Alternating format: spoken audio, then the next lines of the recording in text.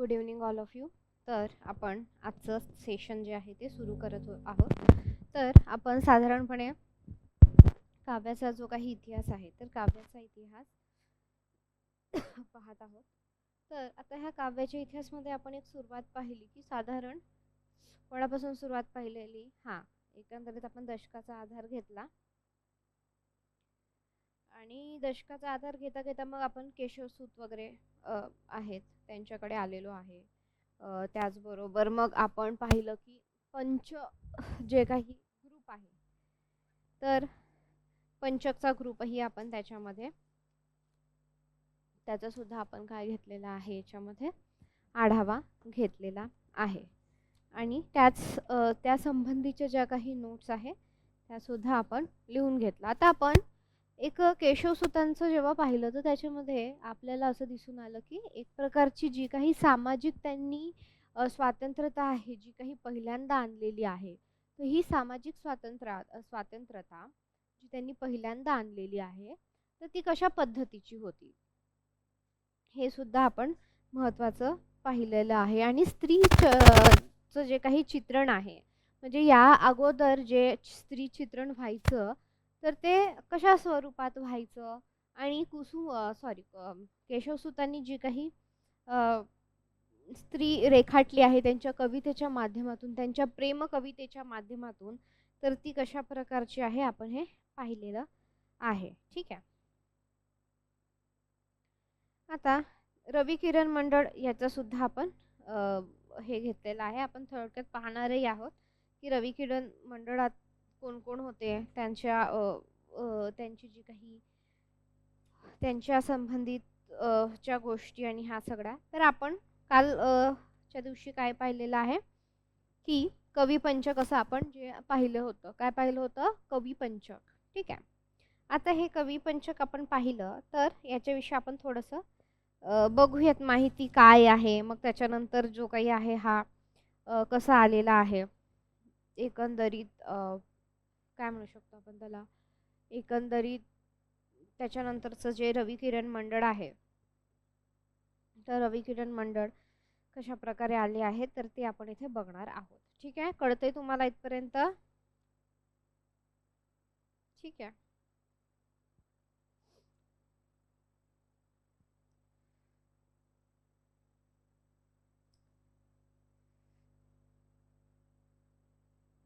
सुनीत पण बघूयात. काल आपण सुनीत पाहत होतो ह्यामध्ये.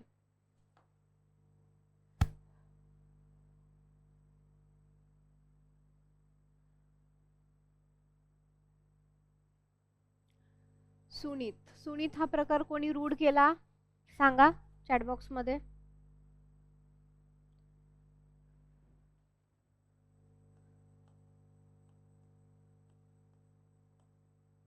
सुनीत हा जो काही प्रकार आहे तो कोणी रूढ केला सांगा चॅट बॉक्स मध्ये. याचं श्रेय कोणाला जाते? सुनीत ह्या काव्य प्रकार रूढ करण्याचं जे काही श्रेय आहे ते श्रेय कोणाला दिले जाते? कोणाला दिले जाते?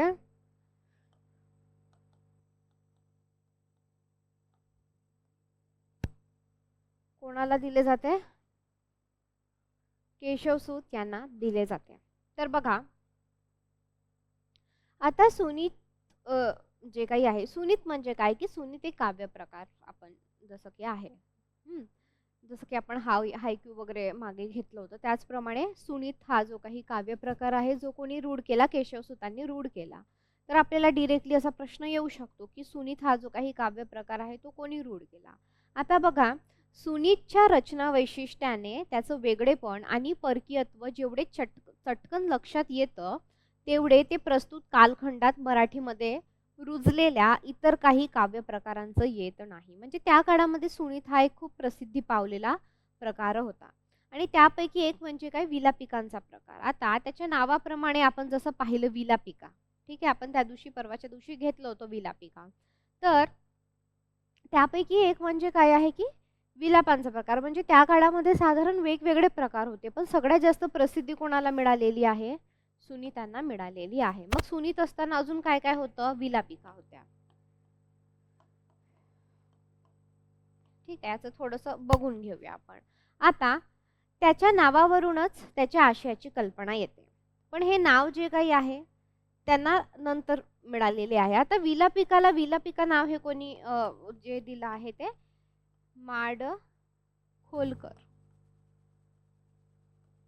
माडखोलकर यांनी जे काही आहे विलापिकाला नाव दिलेलं जे काही आहे ते.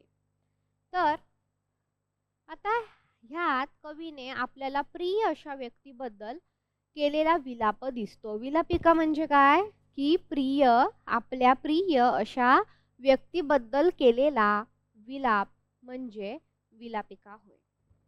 ठीक आहे, म्हणजे काय आहे विलापिका आहे. कळते तुम्हाला? तर हा विलापिकाला विलापिका शब्द कोणी मिळवून दिला तर माडखोलकर. कोण? माडखोलकर यांनी विलापिकाला जो काही आहे विलापिका हा शब्द मिळवून दिलेला आहे. कळतंय? आता बाह्य रूपाच्या दृष्टीने सुनीत सारखे वैशिष्ट्य त्याला नाहीये विलापिकाला, पण त्याचा जो विचार आहे तो इंग्रजी ह्या काव्य प्रकाराच्या तुलनेत करण्यात येतो. आता तो काव्य प्रकार कोणता? तर इल्गी जी काव्य प्रकार आहे हा काव्य प्रकार सारखाच जो काही आहे विलापिका हा काव्य प्रकार आहे. आता प्रस्तुत मराठी कालखंडातील लेंभे यांचा शोकावर्त आगाशे यांचा बाष्पांजली आणि टिळकांची बाष्पांची अश्रू. आता ह्या ज्या काही कविता आहेत तर त्याचा विचार जो काही आहे त्या विलापिका आहेत अर्थातच. आता याला काय म्हणतात? एलेजी. म्हणजे इंग्रजीतलं एलेजी म्हणजे मराठीतलं काय विलापिका होय. कळतंय तुम्हाला? आता मराठीमध्ये प्रस्तुत कालखंडातील जसं आपण पाहिलं की लेंभे यांचं काय आहे शोकावर्त आहे, बरोबर. त्यानंतर बाष्पांजली कोणाचा आहे? आगाशेंचा, बरोबर. आणि बापांचे अश्रू हे कोणाचं आहे? टिळकांचं. तर आता ह्या तिन्ही काव्य प्रस्तुत कालखंडातील काव्य आहे. आता पाश्चात इलेजीमध्ये विलापिकांचे दोन मुख्य विशेष मानले गेले आहेत. आता पहिला अर्थातच शोक भावनेचा उद्गार हा होय, परंतु तेवढ्यावरच विलापिका पूर्ण होत नाही. तर हा शोक जो काही आहे तो मरणमूलक असतो. म्हणजेच काय तर मरणाच्या अपरिहार्यतेमुळे, उपाय राहिल्यामुळे आणि अनेक वेळा अनिश्चिततामुळे जो काही आहे एकंदर जीवनाच्या स्थगितीविषयी जी काही साशंकता निर्माण होते तर व गंभीर विचाराला कवी प्रवृत्त होतो. आणि या विचारांचं जे काही दर्शन आहे तर ह्या विचारांचं दर्शन आपल्याला कशामध्ये दिसतं? विलापिकांमध्ये दिसतं. म्हणजे की एखाद्या दुःखामध्ये, मरणाचं दुःख त्यातल्या त्यात, तर जेव्हा गंभीर विचारातून असं काहीतरी सुचतं तर त्याचा ते काय असतं? विलापिका. त्याच्यातून जे काही लिहिलं गेलेलं असतं ते काय आहे? विलापिका आहे. म्हणजे अशा प्रकारे काय आहे की विलापिकांच्या माध्यमातून किंवा विलापिकांच्या आधारातून काय कवी जो काही आहे त्याचं दुःख किंवा त्याचे विचार काय होतात? प्रवृत्त होतात. कळलं इथपर्यंत? आता विचारांचं दर्शन विलापिकेमध्ये व्हावं अशी अपेक्षा असे. आता ह्या दृष्टीने बाष्पांजली इतके दुसरे कोणतेही मराठी विलापक काव्य चांगलं उरलेलं नाही आणि त्याच्या क्लिष्टतेमुळे ते सरस वाटत नाही, कारण याच्यामध्ये मग क्लिष्टता वगैरे इतर सगळ्या गोष्टी आलेल्या आहेत. आता त्या दृष्टीने लेंबे यांचं जे काही शोकावर्त आहे तर हे सरस आहे. म्हणजे विलापिका म्हणजे काय की दुःख प्रकटना जी काही आहे तर एवढाच अर्थ घेऊन कवी मोगरे यांनी ह्या काळात पुष्कळ कविता ज्या काही आहेत लिहिलेल्या आहेत. म्हणजे वेगवेगळ्या माध्यमातून किंवा वेगवेगळ्या प्रवृत्त्यांनी जे काही आहे प्रवृत्त होऊन हे लिहिलं गेलेलं आहे. पण त्यांना ह्या करता अगदी निकटची जिव्हाळ्याची व्यक्ती म्हणजे तिचे मरण आवश्यक वाटत नसे. त्यामुळे त्यात कारुण्य बेताचं उतर, कोणी सार्वजनिक महत्वाची व्यक्ती वाटली किंवा गेली की बाष्पांजली वाहण्याकरता ते प्रवृत्त होत असत. म्हणजे आपलीच व्यक्ती असं नाही की कोणी गेली मग त्यांच्या विषयी जे काही आहे. आता कोणीही सार्वजनिक महत्वाची जरी व्यक्ती गेली पब्लिक याच्यामधली की जी मोठी आहे, जिचं काहीतरी सामाजिक कार्य असेल, जिला चांगले लोक ओळखत असतील, तर असं सुद्धा जे काही आहे तर बाष्पांजली देत असे. आता तथापि या काळामध्ये काय काव्याचा एक प्रकार म्हणून काहीसे वैशिष्ट्य मिळाल्याने मोगरे यांची कविता सहाय्यक झाली. तर आपण आता विलापिका आणि एक 3 जी उदाहरणं आहेत ते तुम्ही लक्षात ठेवायचे, ते लिहून घेऊयात. ठीक आहे.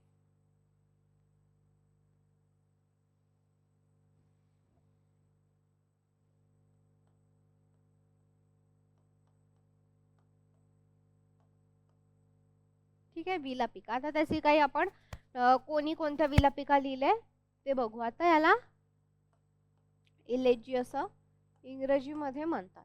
ठीक आहे, समजलं? ठीक आहे.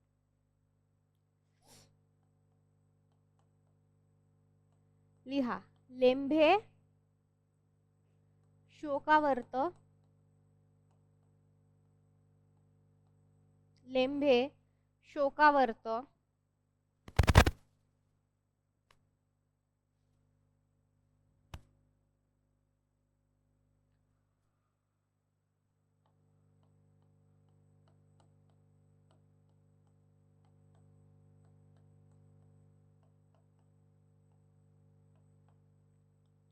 आगाशे बाष्पांजली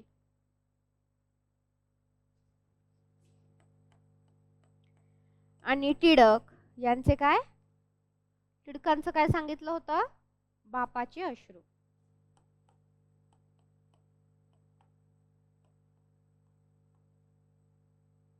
चला लिहून घ्या पटकन.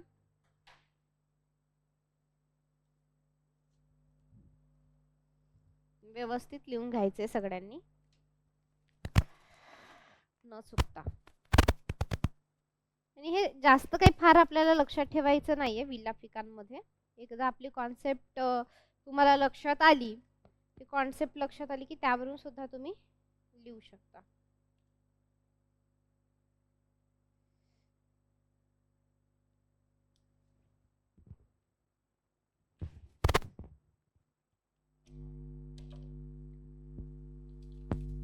झालं का लिहून?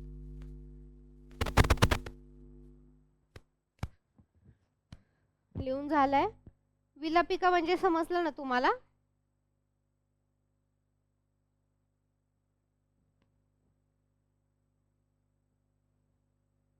ओके. सुनीत विलापिका त्या काळामधले जे काही वेगवेगळ्या गोष्टी होत्या त्या.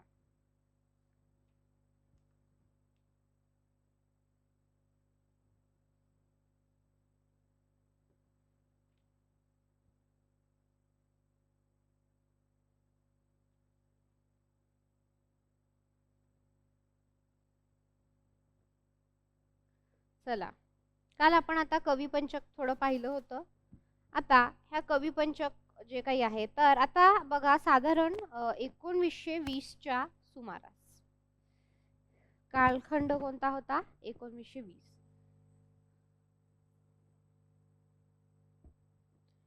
1920च्या सुमारास काय झालं, 1920 काळात तेव्हा खूप घटना घडल्या, गांधीजी वगैरे होते तेव्हा. ठीक आहे. तर बघा 1920च्या सुमारास आधुनिक कविपंचकातील टिळक, गोविंदाग्रज व बालकवी व रेंडाळकर हे दिवंगत झाले होते. मराठी कवितेचा हा क्रांतिकारक जो काही आहे काळ ते संपला असं आरंभित सांगितलेले आहे. म्हणजे जवळपास 1920चा जो काही काळ होता तर त्याच्यामध्ये हे सगळे वारले, बालकवी, रेंदाळकर, टिळक असतील, गोविंदाग्रज असतील. आपल्या झगमगाटाने दीपवणारी जी काही गोविंदग्रजांची जी काही कविता होती, आपल्या शब्द सामर्थ्याने किंवा आपल्या शब्दार्थ माधुर्याने मोहून टाकणारी काय होती, बालकवींची अशी कविता होती. आपल्या वैपुल्याने रसिकांवर परिणाम करणारी काय होती, रेंदाळकरांची कविता होती. म्हणजे त्या काळामध्ये काय कविता लिहिल्या, काय विषय होते, काय आशय होते, तर ह्या वाक्यावरून काय आहे आपल्याला समजून येईल. आणि संतपणे तेवणारी काय आहे, टिळकांची कविता ह्यापुढे दिसणार नव्हती, कारण ते काय झाले होते, दिवंगत झाले होते. त्यामुळे काही काळ काव्यप्रांतात अंधार पडल्याची भावना रसिक मनात निर्माण झाली. कारण इतके दिग्गज, इतके प्रतिभावंत कवी जेव्हा गेले एकाएकी, म्हणजे जवळपास वय सारखं एका मागून एक मागे पुढे होत ते गेले. त्यामुळं असं वाटायला लागलं की एकंदरीत काय झालेलं आहे, कवी विश्वामध्ये, कवितेच्या विश्वामध्ये एक अंधार पसरल्याची भावना जी काही आहे कोणामध्ये निर्माण झाली, रसिकांमध्ये निर्माण झाली. आता ह्या कालाच्या अखेरीस ज्यांनी काव्य लेखनास प्रारंभ केला होता, आता तुम्हाला माहित आहे गिरीश, त्यानंतर यशवंत, त्यानंतर तुम्ही माधव जुलियनचं नाव ऐकलं असेल, काव्यविवाही, तर इत्यादी कवितेतून अजून जनमानसाची पकड त्यांनी घेतली नव्हती. त्यांनी जे काही आहे नुकतंच लिहिणं जे काही आहे ते चालू केलं होतं.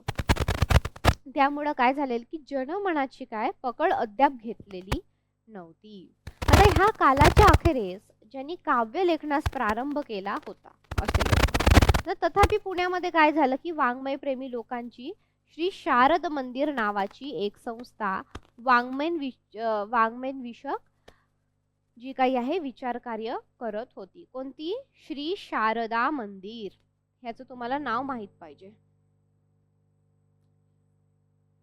लिहून घ्यायचं आहे. श्री, ही पुण्यामध्ये काव्यासंदर्भात जी काही काव्य विचारासंदर्भात काम करत होती. हे तुम्हाला असं संस्था वगैरे बऱ्याचदा किंवा काय आहे ते विचारलं जातं. लिहून घ्या, श्री शारदा मंदिर. कळलं? आता त्यामध्ये काय होते, बरेच कवी होते, म्हणजे एक प्रकारचा ग्रुप. आता जसं की सामाजिक चळवळी करणाऱ्यांचा एक ग्रुप असतो, गांधीवादी विचारसरणी असलेल्या एक चळवळींचा ग्रुप असतो, तसं काव्य संदर्भात, मराठी काव्य संदर्भातचा हा एक काय म्हणू शकतो आपण, एक ग्रुप किंवा एक विचार समूह किंवा एक संस्था. तर काय होती, वाङ्मय विषयक संस्था होती. ही काय होती,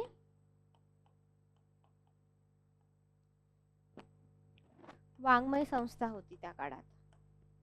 ठीक आहे, लिहून घ्या.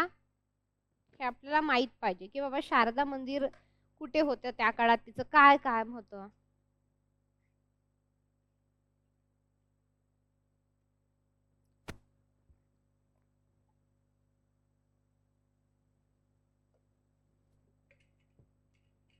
क्लिअर?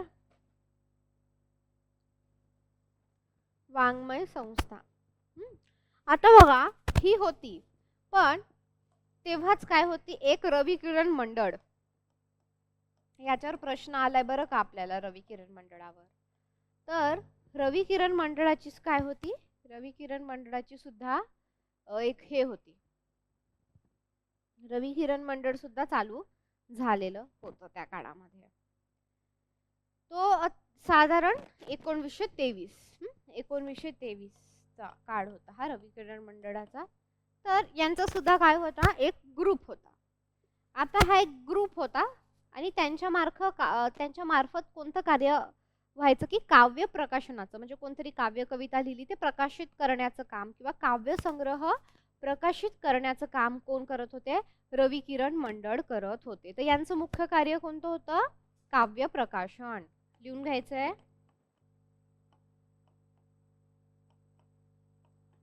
तर रवी किरण मंडळाचं काम कोणतं होतं, काव्य प्रकाशन. आता त्यांनी कोणते संग्रह त्यांचे होते आपण ते बघू. तर एक किरण नावाचं होतं, किरण, त्यानंतर उषा, शलाका, प्रभा असे त्यांचे संग्रह होते. लिहून घ्यायचंय. संग्रह कोणते कोणते होते, किरण, उषा, शलाका.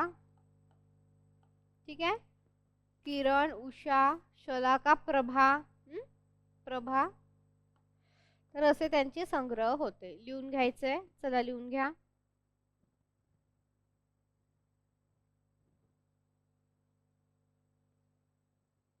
लिहून घ्यायचंय पटकन.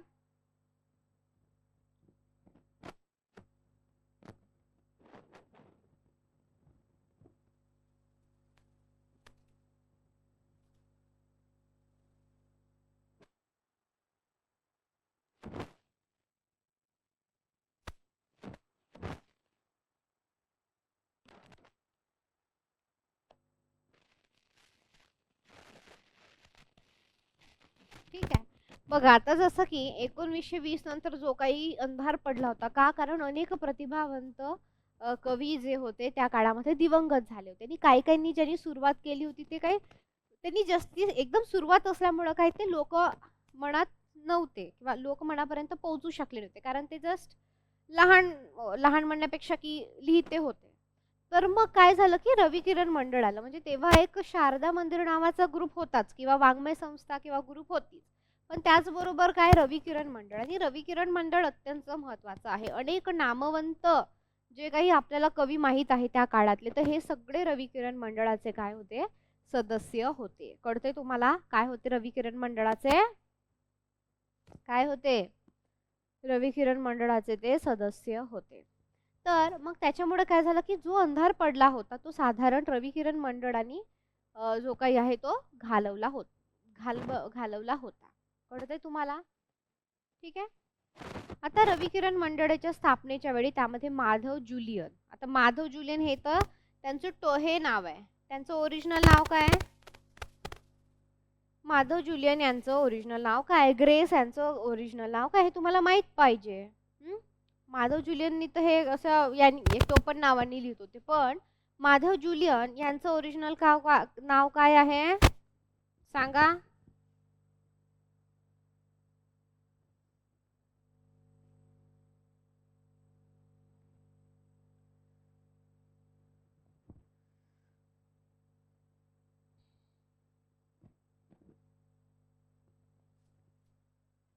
सांगा.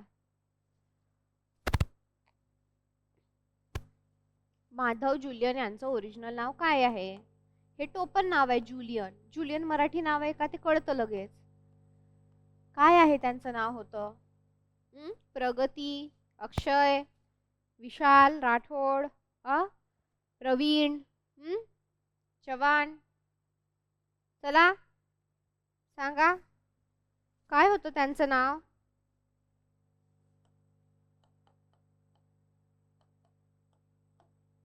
काय होतं, तुम्हाला हिंट दिली आहे बघा, आठवतं का तुम्हाला.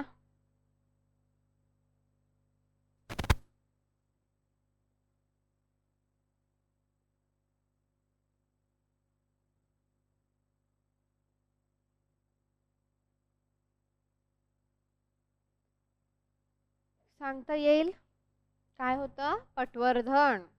म्हणजेच पटवर्धन म्हणजेच कोण, जुलियन. ठीक आहे, पटवर्धन म्हणजेच कोण, जुलियन. तर बघा याच्यामध्ये कोण कोण होते. गिरीश नावाचे कवी होते जे टोपण नावाने लिहायचं, त्यांचं नाव काय होतं, कानेटकर. त्यानंतर यशवंत, यशवंत म्हणजे आपले पेंढरकर. आणि त्याचबरोबर श्रीबा रानडे आणि मनोरमाबाई रानडे होत्या. आणि त्याचबरोबर जे काही आहे माडखोलकर होते, गोखले होते आणि दिवाकर होते. तर अशा प्रकारे तेव्हा जे काय होते इतरही होते, पण त्यातल्या त्यात आता माधव जुलियन, गिरीश असेल, यशवंत असेल, हे तिघं काव्यरचना करत राहिले व इतरांनी आपले जे काही गद्यलेखन आहे ते स्वातंत्र्यपणेच करावयास प्रारंभ केला. आता उरलेल्या तिघांनी मात्र काव्याची जी उपासना केली ती अर्वाचीन मराठी कवितेचा इतिहास तरी अतुलनीय अशी ठरली. आता संघटितपणे काव्यरचना करण्याचा हा एकच प्रयत्न होता, अजूनही तो तसाच राहिलेला आहे, म्हणजे तसा दुसरा नाही. आता रवी किरण मंडळाच्या अनुकरणारे महाराष्ट्रात आणि महाराष्ट्राच्या बाहेर मंडळे करून अनेकांच्या कवितेचा एखाद दुसरा संग्रह जो काही आहे प्रकाशित झाला, परंतु त्यात काय राहिलं नाही, तर त्यामध्ये सातत्य राहिलेलं नाही. कंटिन्युटी जी काही होती की सारखेपणा जो काही होता, म्हणजे ते एक सातत्य ते राहिलेलं नाही. तर रवी किरण मंडळाच्या अनुकरणारे महाराष्ट्रात आणि महाराष्ट्राच्या बाहेर अनेकांच्या कवितांचा एखाद दुसरा संग्रह प्रकाशित झाल्याचं दिसतं आपल्याला. आता काव्यगुणांचं वैशिष्ट्य काही राहिलेलं नाही, नवीन किंवा महत्त्व जे काही आहे ते राहिलेलं नाही. आणि रवी किरण मंडळाच्या कवितेची स्थिती काय आहे, अनुकृती असं आपल्याला त्या काळाचं दिसून येतं. आता रवी किरण मंडळाच्या मुख्य 3 सदस्यांची काव्यरचना विपुल आहे. ती खंडकाव्यात्मक आणि स्फुट भावगीत अशी दोन्ही प्रकारची आपल्याला दिसून येते. परंतु स्फुट भावगीत लेखक म्हणून त्यांचे काव्य जे काही आहे ते अधिक झाले, म्हणून नवीन कवितेच्या संप्रदायात ते बसतात. तर कोण, केशवसूत आणि रविकिरण मंडळ ह्याच्या काव्यविषयक दृष्टिकोनातून मूलभूत असा कोणताच भेद नाही. काव्य म्हणजे कवीचा आत्मविश्वकार. काव्य म्हणजे काय? कवीचा आत्मविष्कार व तो स्फुट कवितेमधून करणं. तर ही त्याची काय आहे? काव्यविषयक ती कल्पना असते किंवा ती कल्पना होती आणि त्यातून आपली वैयक्तिक जी काही सुख-दुःख आहे आपली आणि त्यात भर असला तर आक्षेपही सहन करावा लागतो. म्हणजे एखाद्याने आपली काव्य लिहिली, मग वैयक्तिक लिहिलं आहे, स्वतःचं सुख-दुःख त्याच्यामध्ये जे काही आहे आलेलं आहे अशा प्रकारे. आणि प्रेमभावना यांचा आविष्कार प्राचुर्याने केला. इतका की स्वतःच्या वैयक्तिक सुखदुःखावरच त्यांचा भर असल्याचा आक्षेपही त्यांना सहन करावा लागला. त्यांची समाजाविषयक किंवा सुधारणा विषयक मते केशवसूत गडकरी यांच्या मताशी जी काही होती ती संवादित होती.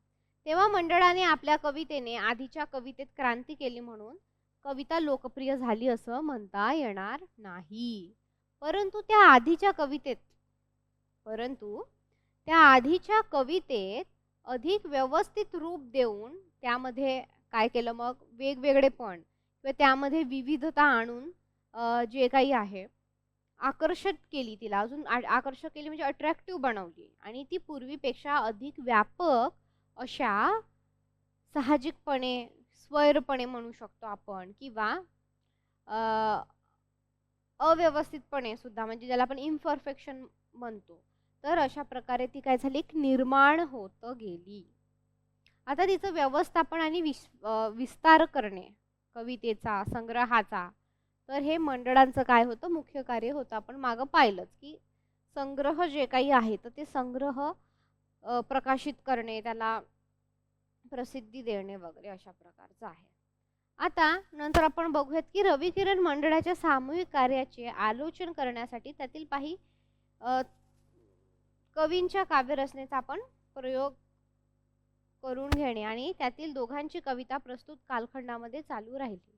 तर त्यापैकी जे माधव जुलियन होते त्यांचा अकाली निधनाने म्हणजे त्यांचं निधन झालं आणि काव्यरचना जे ते करत होते ते खंडित झाले. तर 3 आपण पाहिलेले आहेत. कोण? माधव जुलियन, त्यानंतर सांगा बरं कोण कोण आहेत?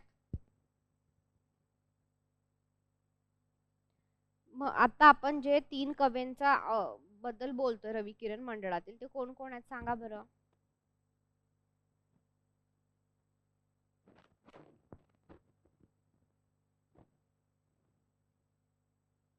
तर कोण आहे त्यामधले? त्यामधले आपण जे पाहिले तर त्यामध्ये कोण कोण आहे? माधव जुलियन आहे, गिरीश आहे आणि यशवंत आहे. माधव जुलियन आहे, गिरीश आहे, यशवंत आहे. तर त्यांचं जे काही काम आहे त्यापैकी त्यातल्या त्यात ती जे काही आहे सातत्याने सुरू राहिलेले आहे. कळतंय तुम्हाला? त्यामध्ये माधव जुलियन यांचं अकाली निधन झालं त्यानंतर आणि त्याच्यामुळं जी काही कविता होती किंवा ती जी काही काव्यरचना होती ती काव्यरचना काय झाली, खंडित झाली. आता बघा दीर्घखंड काव्यात्मक अशा दोन्ही प्रकारची रचना त्यांनी केलेली आपल्याला दिसून येते. आता स्फुट रचनेमध्ये मग गझल. स्फुट रचना म्हणजे काय की आलं लिहिलं बाबा, ठीक आहे. तर स्फुट रचनेमध्ये कोणतं? गझल आहे, सुनीत आहे, सुनीत आणि इतर पुष्कळ रचना आहे. आता सुनीतांची संख्या जी काही आहे 100च्या वर आहे. इतकी सुनीते इतर कोणीही लिहिलेली नसावीत आणि त्यातून कथा निघेल अशी त्यांची मांडणी करून त्यांनी काय केलेलं आहे, तुटलेले दिवे ह्या संग्रहामध्ये एकत्रित प्रकाशित मागवून केली, आपल्याला असं दिसून येतं.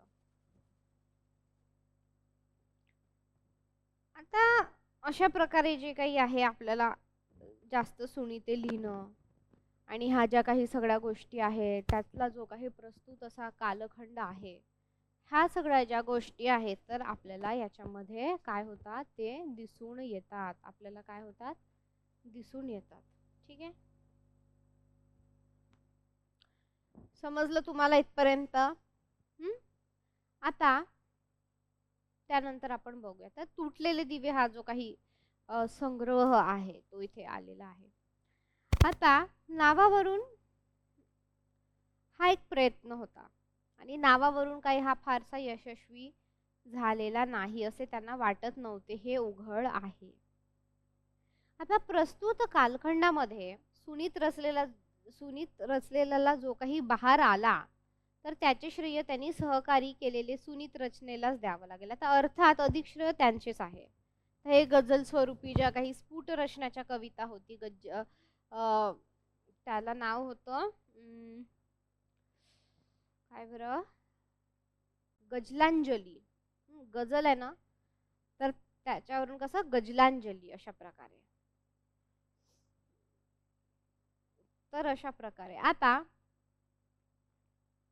पटवर्धन म्हणजे जुलियन. आता जुलियनची जी काही काव्यशैली होती तर ह्या जुलियनच्या काव्यशैलीला तांबे यांनी काय म्हटलेलं आहे, विलक्षण असं म्हटलेलं आहे. ठीक आहे, एक वाक्य लिहून घ्यायचंय आपल्याला, अगदी आलं पेपरमध्ये. तर चला लिहा सगळ्यांनी एक वाक्य. पटवर्धनांच्या चला सगळ्यांनी लिहायचंय.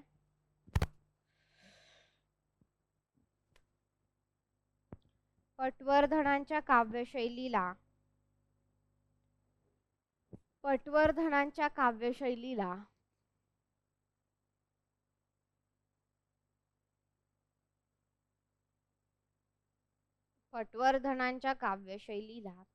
तांबे यांनी विलक्षण म्हटलेलं आहे.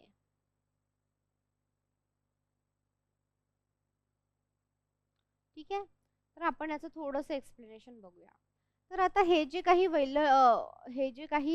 वैलक्षण्य आहे तर त्यांच्या कवितेत अनेक वेळा येणाऱ्या शब्द वैषम्यामुळं हे कित्येक वेळा अर्थवैषम्यामुळं आलेलं आहे. म्हणजेच काय, त्यामध्ये भाषेचं आणि जे काही वृत्त होते तर त्याच्या शुद्धतेवर विशेष कटाक्ष असूनही हे वैषम्य त्यांच्या कवितेत येते.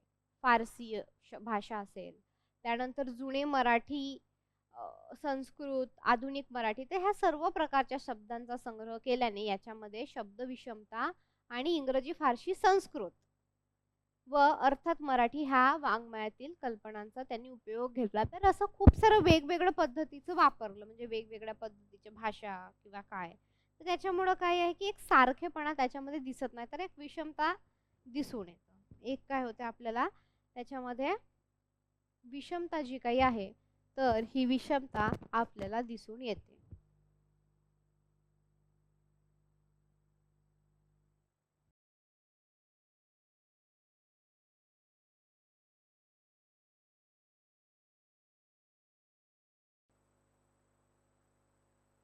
हॅलो हॅलो हॅलो, झाला आता? आवाज येतोय का आता?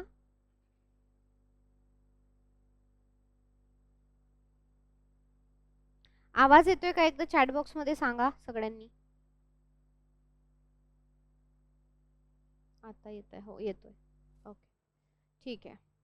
हां, तर बघा, कवी यशवंत जे आहेत त्यांनी काय केलंय, बंदिशाला आणि काव्य किरीट हे काय आहे, खंडकाव्य, दीर्घ काव्य लिहिलेली आहे.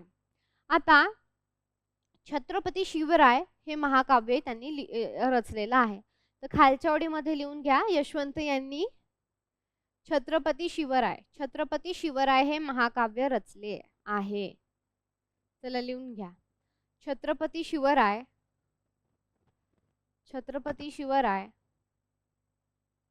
हे महाकाव्य रचले आहे.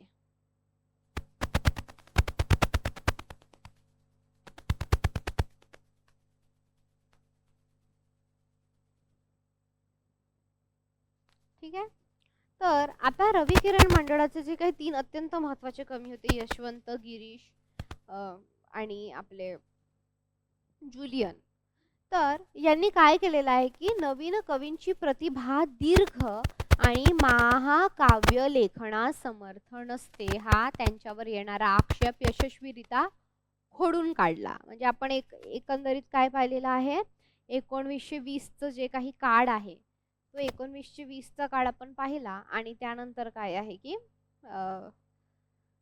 जी दीर्घ काव्य रचना आहे ती सुद्धा आपण पाहिलेली आहे. ठीक आहे,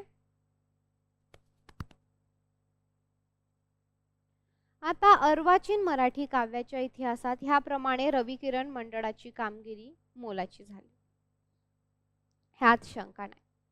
आता ह्यातील पटवर्धन गिरीश, पटवर्धन म्हणजे जुलियन, पटवर्धन गिरीश आणि यशवंत ह्या तिघांनी सामूहिकरित्या आणि व्यक्तिशः संख्येने आणि गुणात्मक दृष्ट्या म्हणजे क्वालिटी वाईज सुद्धा जेवढ्या तोलाची भल घातली तेवढ्या दुसऱ्या मंडळाने, तेवढ्या त्या काळामध्ये जे काही दुसरं मंडळ होतं तर त्यांनी घातलेली नाही.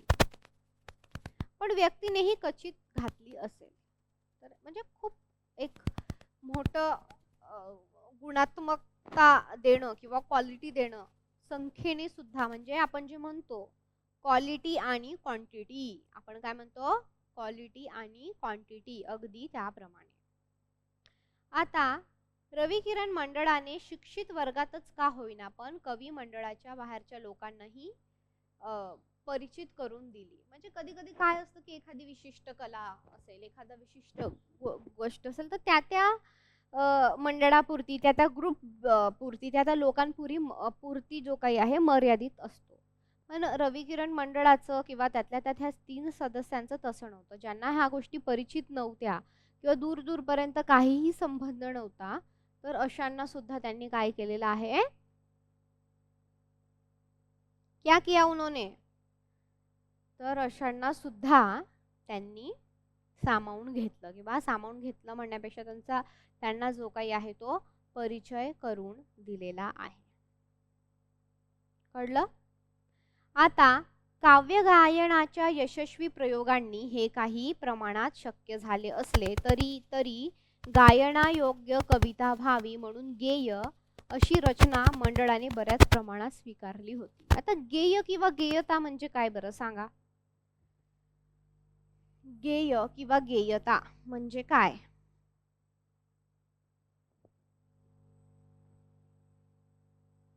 सांगता येईल का? गेय किंवा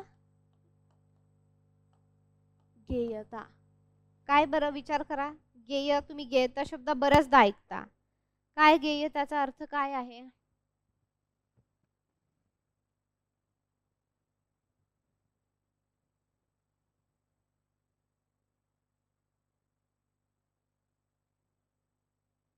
तर बघा, गेयता म्हणजे काय, ताल सूर ज्याला आपण म्हणतो ते म्हणजे काय, गेयता. आता बघा, काव्य गायनाच्या यशस्वी प्रयोगांनी हे काही प्रमाणात शक्य झाले असले तरी गायनायोग्य कविता व्हावी म्हणून गेय अशी रचना मंडळांनी स्वीकारली होती. त्यातील कोणी गझल जे असते त्याचं आदर्श स्वरूप वाचकांपुढे मांडलं तर कोणी काय केलं की सुनीतांचं जे काही काव्यदृष्ट्या जे काही सामर्थ्य होतं किंवा त्यातील कारागिरीची जो काही सौंदर्य होते त्याला प्रत्ययास आणून दिले.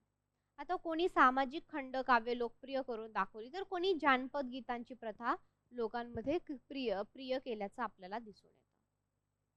कोणी प्रेम गीतांमधून अनुभवांचा जिव्हाळा जो काही आहे तो ओतला, जुन्या जाती रचनांचा उद्धार केला, रचना सापेक्ष डोळ्यांपुढे ठेवून. अशा प्रकारे काय आहे, वेगवेगळे प्रयोग वेगवेगळ्या प्रकारातून इथे करताना दिसले आपल्याला. म्हणजे काय, कोणी गझलच्या वापरून पाहिलं, कोणी काय वापरून पाहिलं, तर कोणी काय वापरून पाहिलं. आता तर रविकिरण मंडळ होतं ते कुठे होते साधारणतः? रविकिरण मंडळ कुठे होतं सांगा?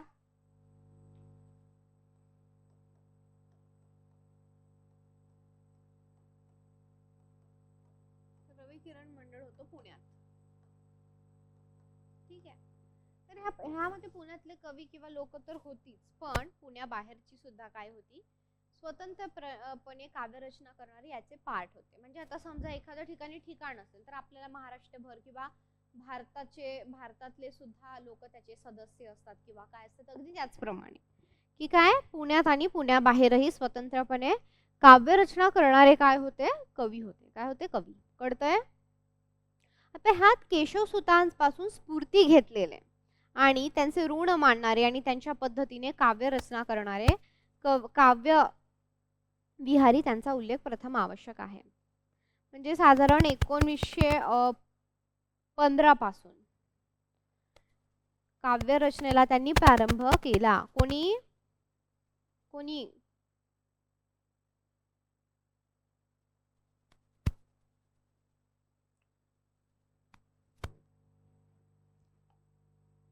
कवी काव्य विहारी. कोण होते? कवी काव्य विहारी. कोण होते? कवी काव्य विहारी.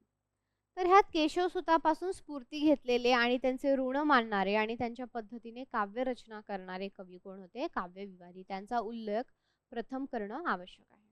आता 1915 पासून जे काही आहे त्यांच्या काव्य रचनेला प्रारंभ करून मनोरंजनातून समाजाला आपले सवाल टाकून त्यांनी 1920च्या सुमारात जी काही आहे चांगलीच प्रसिद्धी मिळवली. समाज सुधारणेची सुद्धा त्यांना कडकड होती. आणि त्यांचा जो काही पहिला कथा संग्रह होता तर कोणता होता तो? त्यांच्याच नावाचा. कोणता होता? काव्य विहार. कोणता होता? काव्य विहार. चला लिहून घ्या.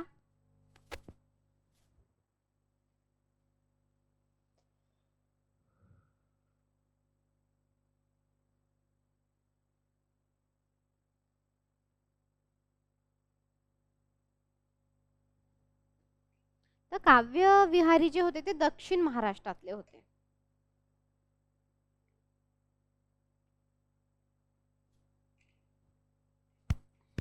मनातील भावनेची जी काही अभिव्यक्ती होती, अभिव्यक्ती म्हणजे काय? व्यक्त करणे.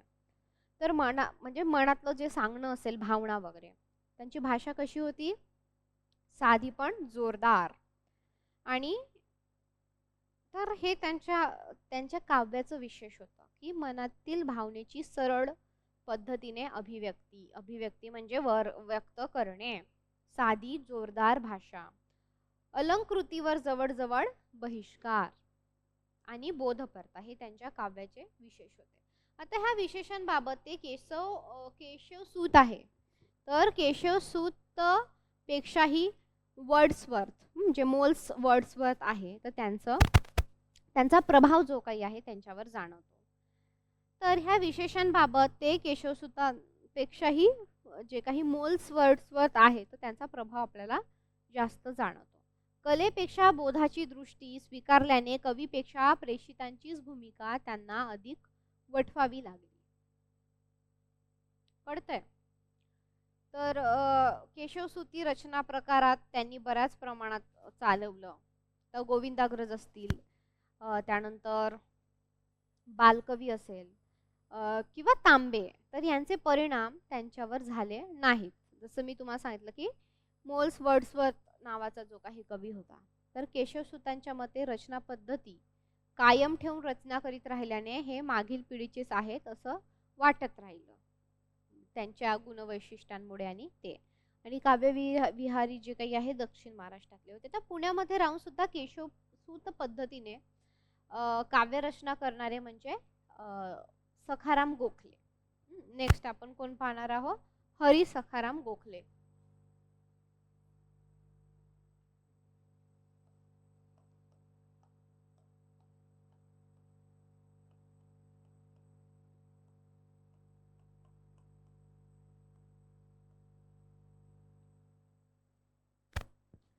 हरी सखाराम गोखले. कळतंय? तर त्यांना त्यांच्या इतकीच मान्यता मिळाली नाही. आता केशवसूतांच्या साध्या विषयातही मोठा आशय पाहण्याचा बाणा त्यांनी चालवला. कधी कधी खूप साधी हे असते, जसं की त्यांनी फुलपाखरू सारखी वगैरे कविता लिहिलेली आहे आपण पाहिलं. तर त्यांनी काय केलं की आपण सृष्टीतल्या ज्या काही लहान गोष्टींना काय मिळवून दिलेलं आहे, स्वतंत्र असं स्थान. म्हणजे हा एक काय झाला कविता पाहण्याचा दृष्टिकोन. कोणाला वाटतं रे काय फुलपाखरू लिहिलं, ते गाणं नाही का, छान किती दिसते फुलपाखरू, त्यानंतर गोड किती हसते फुलपाखरू, या वेलीवर फुलांबरोबर, अशा प्रकारचं म्हणजे ते गीत आहे वेगळं. पण कोणाला असं वाटेल की काय बाबा लिहिलंय. पण जो कोणी अर्थ जाणणारा असेल, जो कोणी रसिक असेल, ज्याचा कोणाचा वेगळा दृष्टिकोन असेल, तर त्याला काय दिसणार आहे की फुलपाखराला सुद्धा काय केलेलं आहे, स्वतंत्र असं स्थान जे काही आहे ते एका कवितेच्या विश्वामध्ये काय केलेलं आहे, दिलेलं आहे. समजतंय तुम्हाला इथपर्यंत? कळतंय का?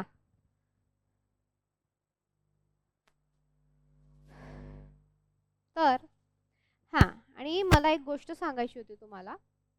सुरुवातीला सांगणार होते पण विसरून गेले. आपण जेव्हा वाचतो, काही पण तुम्ही वाचत असाल अभ्यासाचं पेपर 1, पेपर 2, तर आपण ते असं खूप वर वाचतो आणि आपण असं अझ्युम करतो, की बाबा हे वाचलं, मला सगळं लक्षात राहणार आहे आणि मग काय हे ऑप्शनमध्ये मी हे करेल, ते करेल वगैरे. पण तर तसं करू नका. तुम्हाला जर खरंच रिझल्ट पाहिजे असेल, खरंच चांगले मार्क पाहिजे असेल, तर असं नका. तुम्हाला तुमची त्या गोष्टीवर कमांड पाहिजे. म्हणजे ते सेकंडरी किंवा थर्ड याच्यामध्ये राहू द्या. पण जर तुम्ही विचार करत असाल, आपल्या क्लासला जितके आहेत, आपल्या बॅचला जितके आहेत, त्या सगळ्या विद्यार्थ्यांना माझं सांगणं आहे, काही जण नंतर रेकॉर्डिंग वगैरे बघतात, तर त्यांना हेच सांगायचं आहे की फक्त वाचायचं म्हणून वाचू नका, करायचं म्हणून करू नका. तर याचा का बरं मी अशी म्हणते, कारण ही आपली एक प्रकारची स्पर्धा परीक्षा आहे आणि तुम्हाला जे काही नेमून दिलेलं आहे किंवा जे काही शिकवलेलं आहे, जे काही संदर्भ पुस्तकं आहे, तर ते वाचणारी तुमच्यासारखी हजारोची मुलं आहेत ना. तुमची कॉम्पिटिशन ऑल इंडिया आहे. त्यातल्या त्यात गोव्यामध्ये पण तुम्हाला माहीत आहे की गोव्यामध्ये मराठी बोलली जाते, मराठी शिकवली जाते. तिथली मातृभाषा सुद्धा मराठी आहे, गोवियन आणि ते हे. तर तुमची कॉम्पिटिशन आहे इतर लोकांसोबत. तुम्ही जे वाचणार आहे ते हजारो लोक वाचणार आणि प्रत्येकाला वाटणार आहे की मला जॉब पाहिजे, मला PhD करायची आहे, मला या करायचं आहे, मला ते करायचं आहे. बरोबर आहे? त्याच्यामुळे जर तुम्ही फक्त वाचायचं म्हणून आता कंटाळाला आता वाचताय, झोपेत वाचतात आहे, मग झोप लागून गेली आणि मग काहीतरी असं म्हणजे खूप कॅज्युअली घेताय तुम्ही, खूप ग्रँटेड घेताय आणि ते ग्रँटेड घेऊन, खूप कॅज्युअली घेऊन जर तुम्ही वाचणार असेल, तर मग ते तुम्ही दुसऱ्या दिशेला किंवा चुकीचं करताय. स्पर्धा परीक्षा असल्यामुळे तुम्हाला काय पाहिजे, त्याच्यावर कमांडच पाहिजे. अरे मग हे होतं का, ते होतं का, ते होतं, असं नाही झालं पाहिजे पेपरमध्ये. 1-2 क्वेश्चनमध्ये ठीक आहे, पण बऱ्याचदा मग काही लोक असे करतात की पेपर 100 समजा उदाहरणार्थ प्रश्न असले तर मग असं करतात. तर कृपया करून असं करू नका. म्हणजे अभ्यास त्यालाच म्हणायचा किंवा तुम्ही ज्या तुमचे 5-6 तास तुम्ही जे काही अभ्यास करत आहात, तर अभ्यास त्यालाच म्हणायचा की ते करताना सगळ्या जगाचा तुम्हाला विसर पडला पाहिजे. तुम्हाला दुसरं कोणी काम सांगितलं, तुमचा फोन वाजला, तुमचा मेसेज पॉपअप झाला किंवा काही पण असू देत, तुमचं लक्ष नाही पाहिजे त्याच्यावर. तुमचं पुस्तकावर लक्ष पाहिजे. आणि बघा, ट्रस्ट मी, का असं अशी जगातली कोणतीच व्यक्ती नाही आहे, काही असेल बाबा खूप साधू, ब्रह्म वगैरे अशी लोक, का ज्यांना एकदा वाचलं काही का ते आयुष्यभर मरतपर्यंत आठवण राहते. पण जगात आपल्यासारखे जे काही सगळे आहेत, कोणीही घ्या तुम्ही, टॉपर पासून कोणीही, एकदा वाचलेलं कोणालाही लक्षात राहत नाही. कधी कधी आपण काय करतो ना, कधी आपण काय करतो, असं आठवड्यातून एकदा तुम्हाला डोस देणं गरजेचं आहे, कारण परीक्षा जवळ येणार आहे. तर म्हणजे आपल्याला काय आपले अझम्पशन्स असतात, म्हणजे पूर्वग्रह, की हुशार म्हणजे काय, त्याला तर सगळंच येतं बाबा, त्याला अभ्यास न करताही तो टॉप होतो, किंवा त्याला एकदा वाचलं की लक्षात राहतं, त्याला एकदा वाचलं की समजतं. तसं नसतं. तुम्हाला नाही माहीत, जो टॉपर येतो त्यांनी 10-10, 15-15, 100-100 वेळा वाचलेलं असतं. लिटरली पाठ केलेले लोक सुद्धा असतात, पाठ करून सुद्धा लिहिणारे असतात आणि दाखवतात असे की आम्हाला येतंय. प्रचंड मेहनत असतात, प्रचंड खस्ता खाल्लेल्या असतात, प्रचंड नकार पचवलेलं असतं, प्रचंड अपयश पचवलं असतं, त्याच्यानंतर कुठेतरी जाऊन एक यश मिळतं. म्हणून जर तुम्ही कुठली, असं काही नाही अभ्यास सेट नेट वगैरे PhD असं याच्याबद्दल म्हणणंच नाही माझं, की काही करा आयुष्यात, तुम्हाला जे खरंच what is important to you, what matters to you, what value to you, तुम्ही काय करायचं आहे, त्याला सिरियसली करायचं आहे. बघा, तुम्ही आता नाही वाचलं, तर जर तुम्ही मन लावून वाचलं, तर असू शकतं ना तुम्हाला समजा 5 वेळ वाचायची गरज असेल, तर ते तुमचं 3 वेळा वाचल्यानेच व्यवस्थित होऊन जाईल. तर त्याच्यामुळे करतानाच व्यवस्थित करा तुम्ही. कळतंय का तुम्हाला? करताना तुम्हाला खूप जाणीवपूर्वक व्यवस्थित जे काही आहे ह्या सगळ्या गोष्टी करणं आवश्यक आहे. समजलं? आता तुम्हाला जे काही तुमचे आता परीक्षा जवळ येत आहे बघा, तर याच्यामध्ये तुम्हाला एक छोटंसं सांगते मी की आपले असे आयुष्याचे 4 भाग असतात. हा पहिला भाग म्हणजे अशा 4 गोष्टी असतात आपल्या जीवनातील गोष्टींचा. तिसरा भाग, चौथा भाग. तर बघा तुम्ही अशा प्रकारे जर केलं ह्या गोष्टी फॉलो, तर तुमचं आयुष्य थोडं सॉर्टेड होणार. हे कोणतं पण तुम्ही फील्डमध्ये जा, तुम्ही उद्या गृहिणी बना, तुम्ही उद्या प्राध्यापक बना, तुम्ही उद्या प्रधानमंत्री बना, राष्ट्रपती बना, अंतराळवीर बना, सेलिब्रिटी बना, काहीही बना. तर ह्या गोष्टी तुम्ही लक्षात ठेवल्या पाहिजे. तर आपण काय करतो ना, अनेक गोष्टींची मिसळ करतो आणि काय करतो की कधी कधी आपल्याला काही गोष्टी महत्त्वाच्या नसतात तरी आपण ते करतो. मग काय होतं, महत्त्वाच्या गोष्टी राहून जातात आणि आपल्याला प्रचंड ताण येतो आणि आपल्याला कसं तरी होतं. मग आपण चिडचिड करतो आणि मग आपलं होत नाही, मग आपल्याला मार्क कमी येतात, आपण फेल होतो, आपण लिस्टमध्ये येत नाही. अशा अनेक गोष्टी म्हणजे काय की आपण आपल्या जीवनातल्या, दिवसातल्या, महिन्यातल्या ह्या ज्या काही सगळ्या गोष्टी आहेत त्याचे प्राधान्यक्रम रावलेच नाही. प्राधान्य म्हणजे काय? प्राधान्याला इंग्रजीमध्ये प्रायोरिटी म्हणतात. कळतंय? प्राधान्याला इंग्रजीमध्ये प्रायोरिटी म्हणतात. म्हणजे काय? प्रायोरिटी म्हणजे काय? First come first. म्हणजे काय की सगळ्यात महत्त्वाचं जे आहे ते आधी करणं. मग त्यानुसार त्याचे नंबरिंग लावणं की बाबा सगळ्यात महत्त्वाची आणि आधी करण्याची गोष्ट आहे पहिली, दुसरी, तिसरी, चौथी असे तुम्हाला क्रम लावायचे आहेत. असे तुम्हाला काय करायचे आहेत? क्रम लावायचे. मग तुमचा जो फर्स्ट बॉक्स आहे त्याच्यामध्ये तुमचं काय आलं पाहिजे का? इम्पॉर्टंट आणि अर्जंट. इम्पॉर्टंट आणि अर्जंट ज्या काही गोष्टी आहेत त्या तुमच्या पहिल्या बॉक्समध्ये आल्या पाहिजे. दुसऱ्या बॉक्समध्ये काय आल्या पाहिजे का? इम्पॉर्टंट आहे, महत्त्वाचे आहे, पण नॉट अर्जंट म्हणजे अर्जंट नाही. ठीक आहे. तिसऱ्या बॉक्समध्ये काय आलं पाहिजे तुम्हाला? अर्जंट आहेत पण इम्पॉर्टंट नाहीये. आणि चौथ्या अशा गोष्टी असतात का ज्या काही इम्पॉर्टंट नसतात, म्हणजे इम्पॉर्टंट पण नसतात आणि अर्जंट पण नसतात. कळते तुम्हाला? इम्पॉर्टंट पण नसतात, अर्जंट पण नसतात. तर जर तुम्ही तुमच्या आयुष्यामध्ये असं फॉलो केलं किंवा असं जरी दिवस उद्या समजा तुम्हाला काय करायचं आज लिहून ठेवलं की मला उद्या सगळ्यात महत्त्वाचं काय काम आहे मी ते करणार आहे. समजा कुठल्या एक्झामची लास्ट डेट असेल, कोणी इतर सुद्धा स्पर्धा परीक्षांची तयारी करत असेल, महिला बालविकासच्या आता ते संरक्षण अधिकाऱ्याच्या जागा आलेल्या आहेत किंवा काही पण असेल, तर बाबा हे महत्त्वाचं आहे, हे माझ्या प्रायोरिटी लिस्टमध्ये आहे, हे मी करणार. तुम्हाला ताण कधी येणार? लास्ट डेट आहे. तुम्हाला ताण कधी येणार? डेट गेली. का झालं? का असं झालं? तुम्ही कधी विचार केला याचा? कारण तुम्ही काय केलेलं आहे की जे महत्त्वाचं होतं तुमच्या आयुष्यात, जे अर्जंट होतं ते नाही केलं, दुसरंच काहीतरी करत बसले. दुसरंच काहीतरी करत बसले म्हणजे काय की तुम्ही जे महत्त्वाचं नव्हतं आणि जे अर्जंट नव्हतं ते केलं. म्हणजे याच्यामध्ये ह्या कॉलममध्ये कोणत्या गोष्टी येणार सांगा बरं? म्हणजे काय की सोशल मीडिया समजा किंवा फोन, मोबाईल तुमचा तुम्ही बघत बसले, रील्स, सोशल मीडिया समजा आपण इथं लिहू,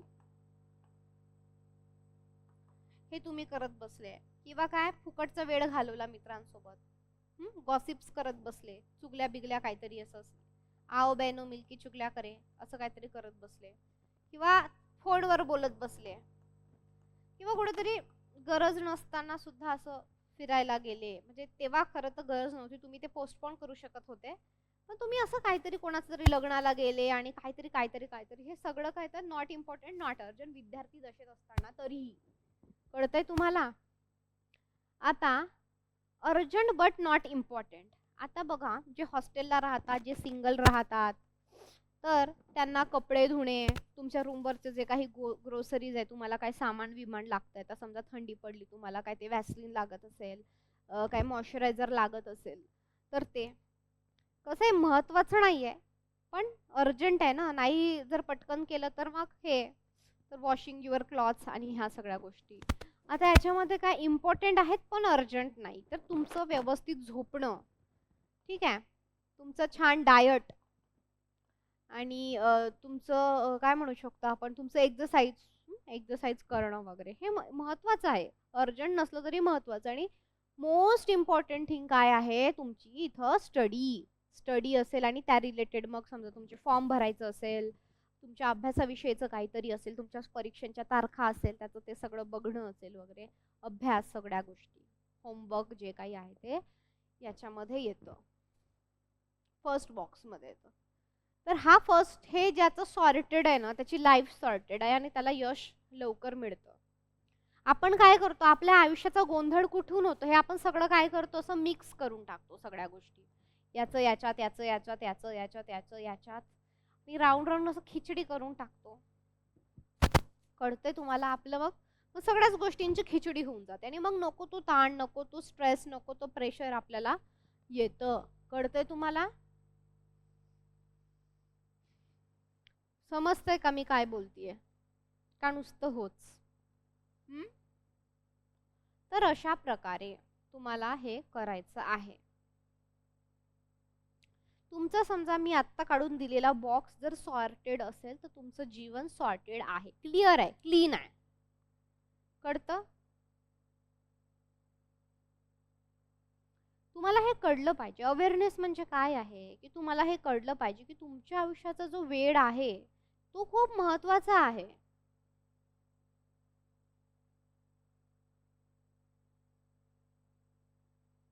कळतंय का? आणि मग कधी कधी असं होतं ना की ठीक आहे, कधीतरी वेळ जातो, आपण शेवटी काही यंत्र नाही आहोत, आपण यंत्र मानव आहोत का? रोबोट आहोत का? आपण रोबोट आहोत का? आपण रोबोट नाही आहोत, बरोबर आहे. तर आपण ह्युमन बिंग आहोत, आपण मानव आहोत, आपण मनुष्य प्राणी आहोत. तर आपल्याकडून चुका होतात, आपल्याकडून कधीतरी लेट होतं, आपल्याकडून उशीर होतो, कधीतरी दिवस वेस्ट जातो, मूड नाही लागत, हार्मोन, मूड स्विंग्स, मुलींना अजून ह्या सगळ्या गोष्टी जास्त होतात.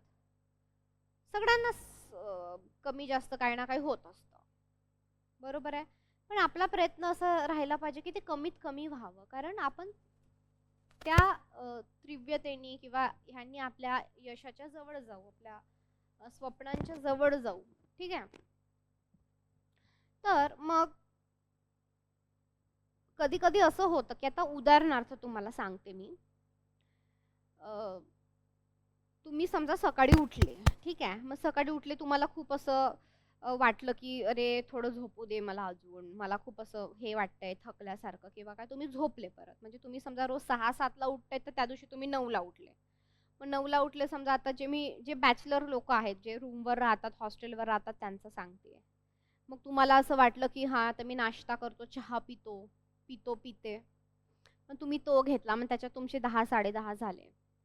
त्यानंतर मग तुम्हाला असं वाटलं अरे चला थोडा मोबाईल बघू, आणि ते मोबाईल बघता बघता बघता बघता 12 वाजले, आणि मग 12-1 होऊन गेले. मग तुम्हाला असं वाटेल आता अरे मेसचा डब्बा आला किंवा मेसला जायचंय. असं करता करता 2 वाजले. म्हणजे तुम्ही असं रेंगाळत गेला किंवा गोष्टी पुढे ढकलत गेला, त्याच्यामुळे 2 वाजले. म्हणून तुम्हाला असं खूप गिल्ट येतो की अरे मी अर्धा दिवस घालवला, माझा अर्धा दिवस घालवला, मी नको ते 2 तास मोबाईल बघितला, नको ते उशिरा उठलो, नको ते मित्रांबरोबर खात बसलो खूप वेळ, माझं माझं मी आधी जायचो, खाऊन यायचो वगैरे. तर ठीक आहे, ॲक्सेप्ट करा की बाबा तुम्ही असं केलं, 15 दिवसातून एकदा तुमच्याकडनं झालं. तर काही लोक मग काय करायचं, गपचूप 2, 2:30, 3 वाजता जाऊन बसायचं. म्हणजे 3 ते 9 किंवा 3 ते 8, 3 ते 10 तुम्ही अभ्यास करा, ठीक आहे. पण तुम्ही जर त्या गिल्टमध्ये गेला की अरे मग असं माझा वेळच गेला आणि मी असंच केलं, मी तसंच केलं, मग त्या गिल्टमधून तुम्हाला बाहेर पण निघता आलं पाहिजे पटकन. कारण मग जर तुम्ही गिल्ट घेऊन जगला तर मग तुमचे नंतरचे येणारे तास किंवा नंतरचा येणारा जो काही दिवस आहे तो त्याच्यामध्ये जातो, त्या गिल्टमध्ये. तर मग पटकन बाहेर यायचं. हे बघा, जगात कोणीच परफेक्ट नाही, कोणीच परफेक्ट नाही, बिलीव्ह मी. आपण असं काहीतरी पूर्वग्रहामध्ये जगत असतो की बाबा टॉपर आहे म्हणजे असं असेल, परीक्षेत पास झाला म्हणजे बापरे त्याची लाईफ किती परफेक्ट असेल, तो किती डिसिप्लिन असेल, 7 ला जाणार, 10 पर्यंत अभ्यास करणार, 10 वाजून 10 पर्यंत नाश्ता करणार आणि मग परत 12 वाजता अभ्यास करणार. ह्या ज्या सगळ्या प्रकारच्या गोष्टी, असं नसतं. तू जरी करत असेल पण एखादा दिवस असा येत असेल त्याच्या किंवा तिच्या आयुष्यातला की त्या दिवशी नाही झाला अभ्यास, किंवा जो अर्धा दिवस आहे त्यातून नाही झालेला अभ्यास किंवा काय, किंवा असे 2-4 दिवस सलग येतात त्याच्यात नाही झालं, तर एक्सेप्ट करा, त्या गिल्टमधून बाहेर पडा, परत तुमच्या मार्गावर लागा. त्याच्यामध्ये अजून दिवस नका. एकदा माहीत झालंय ना की गेलंय बाबा, झालंय, ठीक आहे, इट्स ओके. स्वतःला कधी कधी माफ करायला शिका आणि असं प्रयत्न करत राहा की परत परत ते नको व्हायला, किंवा आपण किती अजून बेटर प्रोसेसकडे वळतोय आणि ह्या सगळ्या गोष्टी करतोय वगैरे. ठीक आहे, समजलं तुम्हाला इथपर्यंत? तर तुमचं असं एक डायरी मेंटेन करा छान. काही जणांचं काय होतं, मनात येईल ते वाचतात, मनात येईल ते करतात. तुम्हाला स्पर्धा परीक्षा क्रॅक करायचे, तुमचा अभ्यास कसा पाहिजे, स्ट्रक्चर अभ्यास पाहिजे, प्लॅनिंग पाहिजे, नियोजन पाहिजे. मी उद्या काय करणार आहे, आठवड्यात काय वाचणार आहे, महिन्यात किती कंप्लीट करणार आहे, रिव्हिजन्स किती असणार आहे, हे सगळं आपलं स्ट्रक्चर पाहिजे. आणि ते थोडं फ्लेक्झिबल पण ठेवायचं रविवार, की समजा आठवड्याभरात जे काही वाचून नाही झालंय तुमचं, किंवा ज्या गोष्टीचा अभ्यास नाही झालाय, तर ते तुम्ही काय करायचं आहे, रविवारी करायचं आहे. ठीक आहे, असं एकदम खूप रिजिड पण नाही जगायचं की ठीक आहे बाबा हे नाही झालं माझ्याच्यानी, मी खूप प्लॅन बनवला होता, सगळं केलं होतं, नाही झालं, मी रविवारी करणार आहे ते सगळं. ठीक आहे, अशी छान डायरी बनवा. त्याच्यामध्ये तुमचं हेल्थ विषयी लिहा, तुमच्या डाएट विषयी लिहा, तुमच्या अभ्यासाविषयी लिहा, तुम्ही किती पाणी पिता. माझी एक मैत्रीण आहे, नोकरी करते, ती सगळं चांगलं आहे, हुशार आहे भरपूर, आणि शी इज सो यंग, म्हणजे खूप तरुण आहे. हार्डली ती एक मला असं वाटतं 30 वर्षाची असेल ती. तिला किडनी स्टोन डिटेक्ट झाला. ती दिवसभर फिरायचं, काम करायचं, काम काम काम, आणि स्वतःकडे दुर्लक्ष करायचं, आणि मग इतक्या कमी वयामध्ये तिला किडनी स्टोन झाला. तर मग अभ्यासही करताय, मग बाकीच्या गोष्टींना, ज्या महत्त्वाच्या गोष्टी आहेत त्याच्याकडे दुर्लक्ष नको. स्वतःच्या झोपेकडे, स्वतःच्या आरोग्याकडे, कारण आरोग्य नाही तर काही नाही ना. बिमार पडले का गेले 15-20 दिवस तुमचे, समजा जर जास्त थोडं सिरियस झालं तर. तर अशा प्रकारे काय आहे की एक गोष्ट लक्ष केंद्रित करता, बाकीच्याही गोष्टी तुम्हाला काय आहेत ज्या की मॅटर करतात, जसं तुमचं झोपणं, जसं तुमचं आरोग्य, जसं की तुमचं पाणी पिणं, जसं की तुमचं एक्सरसाइज, त्या सुद्धा गोष्टी तुम्हाला काय करता आल्या पाहिजे, बॅलेन्स करता आल्या पाहिजे. कळतंय? आणि लोक करतात असं व्यवस्थित सगळं. ठीक आहे, आणि काही गोष्टींचा त्याग करायला शिका. आता हे झालंय, काय म्हणतात ते, तुळशी पूजन, आता भरपूर लग्न कार्य समारंभ, याचं नवस त्याचं हे, त्याचा वाढदिवस, त्याची अॅनिव्हर्सरी, तुम्हाला परीक्षा क्रॅक करायची आहे ना, त्यांचं आयुष्य झालंय सेट. What about you? तुम्ही अजून परत 1 वर्ष घालवणार आहात, 6 महिने घालवणार आहात? नाही. हे बार्टीची बॅच आता संपेल, सारथी महाज्योतीची बॅच संपेल आता 2 महिन्यामध्ये. तुम्हाला आता एक छान स्टायपेंड भेटतोय, सगळं नंतर सगळं थांबणार आहे, तुमचे क्लासेस, स्टायपेंड जे काही आहे ते. तर मग लवकरात लवकर कसं करता येईल आपल्याला, त्यांची लाईफ सॉर्टेड झाली, लग्न झालं बाबा, वाढदिवस आहे, पोर आहे, जे काही आहे ते. What about you? तर हे खूप महत्वाचं आहे की काही गोष्टींचा त्याग. ठीक आहे, माझ्यावरचे माझे आई वडील जात आहेत ना, माझ्यावरचा माझा भाऊ जातोय, किंवा कोण बहीण जातीये, तर ठीक आहे. तर हे तुम्हाला सॅक्रिफाईस करता आलं पाहिजे, की तेच अगेन की सगळ्यात जास्त महत्त्व काय आहे, अभ्यासाला महत्त्व आहे का त्या लग्नात जाण्याला महत्त्व आहे?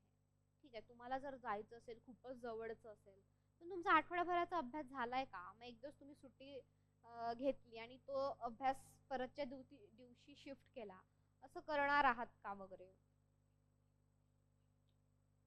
करता? आणि मी तुम्हाला ही गोष्ट मागच्या लेक्चर मध्ये सांगितली होती. तर तुम्ही आयुष्यात काहीही करा, काहीही, रोज स्वयंपाक करा, रोज भांडी घासा, रोज अभ्यास करा, रोज पुस्तकं लिहा, रोज कविता लिहा, काही, रोज झाडं लावा, काही करा,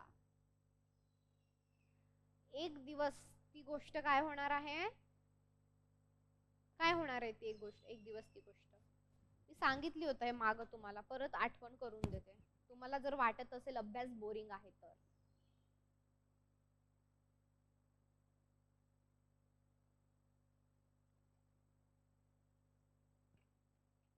आठवा बरं, कोणती आहे तर ती गोष्ट आहे.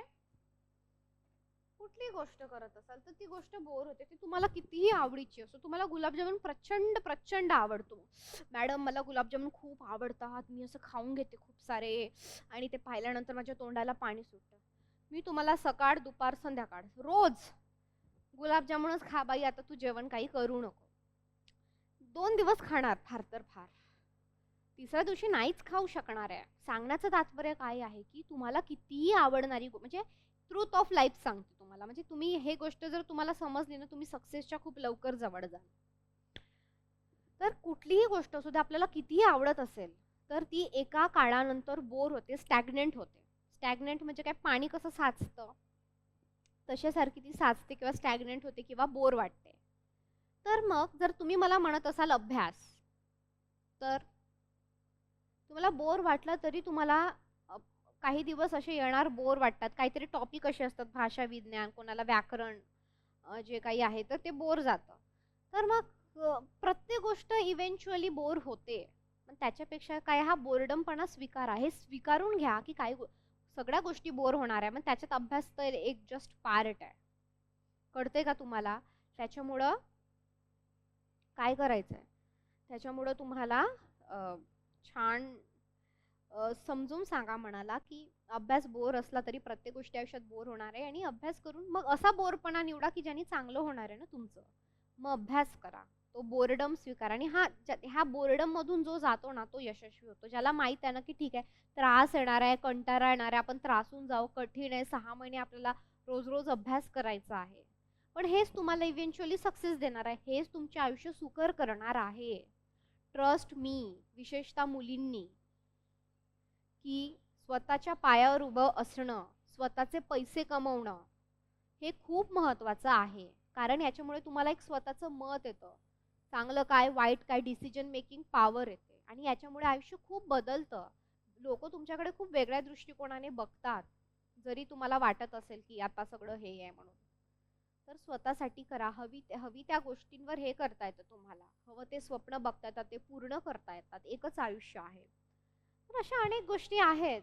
तर त्याच्यामुळे हा जो काही स्टॅमिना आहे, बोर बसणं एका जागी, अभ्यास करणं, कॉन्सन्ट्रेशन, तर यानंच हे होणार आहे. बघा ना, जो काही ऑलिम्पिक्समध्ये गोल्ड मेडल मिळवतात किंवा अवॉर्ड मिळवतात मोठमोठे, तर त्यांचं काय असतं, सातत्यच असतं ना. एक काम रोज रोज रोज रोज करणं. ते बॉडी बिल्डर असतात बघा. यू कांट बिलीव्ह, त्यांना रोज एकच गोष्ट खावी लागते. तेच खा, तेच खा, तेच खा. किती बोर होऊन जात असतील ना ते लोक. पण eventually it will give you success. आणि सक्सेसमुळे अजून काय होतं की तुम्हाला हवी तशी लाईफ जगता येते. ठीक आहे, कळतंय का? आणि त्यातल्या त्यात जे lower middle class, lower class लोकांसाठी खूप महत्त्वाचं आहे. कारण एक पिढी पूर्ण सॅक्रिफाईस मध्ये गेली, आता तुम्ही दुसरी तिसरी पिढी असाल, तर तुम्हाला ती संधी मिळाली आहे, तिचं सोनं करा. तुम्ही पण, तुमचे घरदार सगळे, तुमच्या आजूबाजूचे आणि तुमची येणारी पिढी जी काही आहे. ठीक आहे, तुम्हाला ही संधी मिळाली म्हणून याचं सोनं करा. ठीक आहे, समजलं? आता जे करायचं ते करायचंच आहे ना, कोण त्याला रोखू शकत नाही. ठीक आहे, समजलं इथपर्यंत? तर आपण बघत होतो गोखलेंविषयी. तर सखाराम गोखले, तर म्हणून व्यवस्थित तुमचं करा तुमच्या तुमच्या पद्धतीने. आता जे तांबे होते आपण त्यांच्या याच्याविषयी बघूया. तर तांबेच्या जे काही तांबे होते, तर त्यांच्या कवितेचा दुसरा संग्रह कवी अज्ञातवासी यांनी 1927 मध्ये साधारण प्रकाशित केला आणि तो त्यांच्या गीत पद्धतीने जो काही आहे तो केलेला आहे. त्यानंतर गडकरांचे जे काही होते, तर गडकरांच्या छायेखाली सुद्धा ज्यांनी आपली कविता लिहिली ते कोण? प्र के अत्रे. त्यांचं टोपण नाव काय होतं प्र के अत्रेंचं? प्र के अत्रेंचं नाव केशव कुमार. आता त्यांच्या गीतगंगेवर गडकरांच्या कवितेमध्ये त्यांचा उल्लेख निरनिराळ्याच कारणासाठी अपर्याय होतो. तो म्हणजे त्यांनी मराठीमध्ये विडंबन आणि विनोद ह्या स्वरूपाचे काव्यलेखन सुरू केले. तुम्हाला माहित आहे की प्र के अत्रे खूप ते कॉमेडी लिहायचे, खूप हास्य विनोद सगळं ह्या गोष्टींमध्ये होतं. ठीक आहे, साष्टांग नमस्कार वगैरे.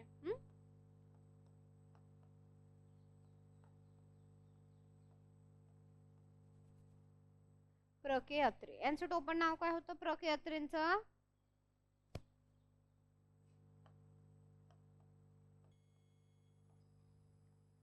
लिहून घ्यायचं आहे. प्र के अत्रे, टोपण नाव केशव कुमार. चला लिहून घ्या. त्याच्यानंतर एक वाक्य सांगते, ते पण लिहायचंय आपल्याला. चला लिहून घ्या पटकन हे. चला फास्ट.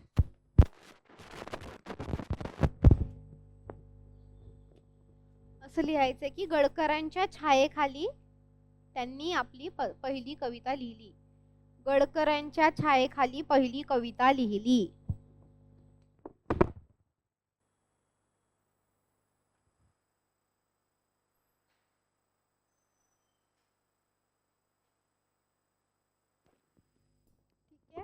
गडकरांच्या छत्रछायेखाली ज्यांनी आपली पहिली कविता लिहिली असे कोण आहे? अत्रे. प्र के अत्रे. ठीक आहे. तर बघा आता मराठी कवितेमध्ये जे काही आहे यांचा उल्लेख निराळ्याच कारणाकरिता याच्यासाठी होतो कारण त्यांनी काय केलेलं आहे, विडंबन आणि विनोद जे काही आहे ह्या स्वरूपाचं त्यांनी काव्यलेखन सुरू केलेलं आहे. आता त्यास फाट अशी लोकप्रियता मिळाली. जसं की तुम्ही साष्टांग नमस्कार वाचलं असेल किंवा पाहिलं असेल तर ते प्र के अत्रे यांनीच लिहिलेलं आहे. आता त्यांचा जो काही विडंबनाचा जो काही मुख्य विषय होता तर तो काय होता, रवी किरण मंडळ हा होता. तर इतरही व्यक्तींनी काव्यातून काव्य त्यांना सुटली नाही. म्हणजे इतर याच्यावर सुद्धा जे काही आहे त्यांनी विडंबन केल्याचं दिसतं. त्यांच्या कविता ज्या काही आहेत विनोदात्मकच आहे. ठीक आहे. तर बघा प्र के अत्रेचं काय वैशिष्ट्य आहे, विडंबना आणि विनोद.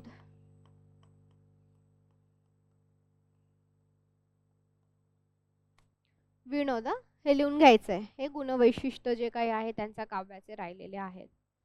ठीक आहे.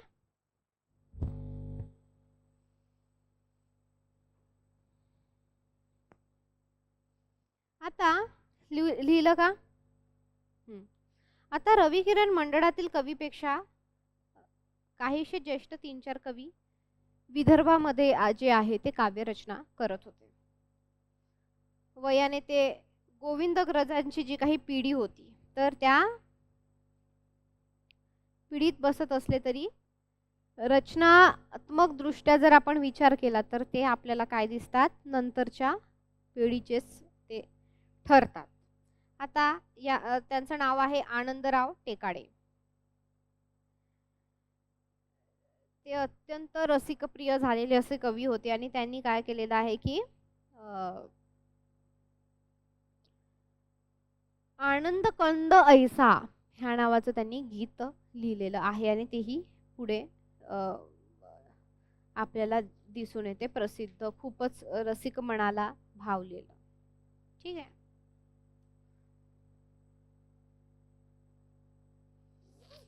आता वस्तुतः रवी किरण मंडळ जे होतं आधीच्या पिढीमधील आणि ज्यांनी काव्यरचना ज्यांची म्हणजे आधीची पिढी आणि नंतरचं जे काही आपण हे केलं तर सावरकरांचा उल्लेख जो काही आहे तर तो आपण बघूयात.